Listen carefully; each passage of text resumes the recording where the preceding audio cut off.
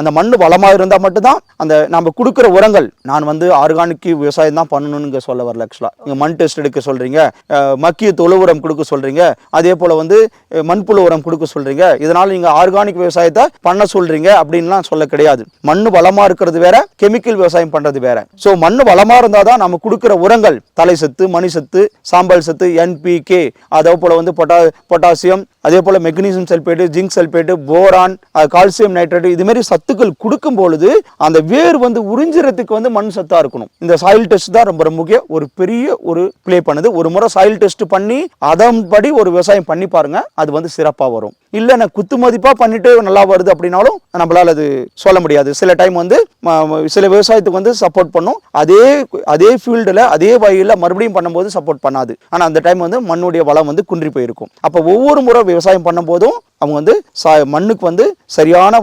முறையில் வந்து மக்கிய தோல் உரம் கொடுக்கணும், இல்லைன்னா பசுந்தாள் உரங்களை கொடுக்கணும். அப்படி கொடுக்கும்போது ஒரு சிறப்பான மண் வந்து சிறப்பாக வரும். அந்த மண்ணில் வந்து ஆர்கானிக் மெட்டீரியல் அதிகமாக இருக்கணும். மண்ணை நோண்டி பார்த்தா மண்புழு வந்து இருக்கணும். அப்படி மண்புழு எப்போ வந்து மண்ணில் வந்து உயிரோடு இருக்கோ, மண்ணில் வந்து மண்புழு வந்து தெரியுதோ, அப்போ அந்த மண்ணுக்கு வந்து மண் வந்து எந்த பயிர்களாலும் விளைவிக்க ரெடியாக இருக்குதுன்னு அர்த்தம். அதை பார்க்கணும். மண்ணில் வந்து மண்புழு வர வைக்கிற மாதிரி அவங்க பார்த்துக்கணும். எப்படி நம்ம உடம்பை வந்து பார்த்துக்கிறோமோ அதே போல் மண்ணையும் பார்த்துக்கணும். அப்போதான் அது மண் மேலே வளரக்கூடிய பயிர்கள் வந்து சிறப்பாக வளரும். இதுதான் டாக்டர் விவசாயம் எப்பவுமே தொடர்ச்சியாக சொல்லிக்கிட்டு வர எங்களுடைய நோக்கம் அதுதான்.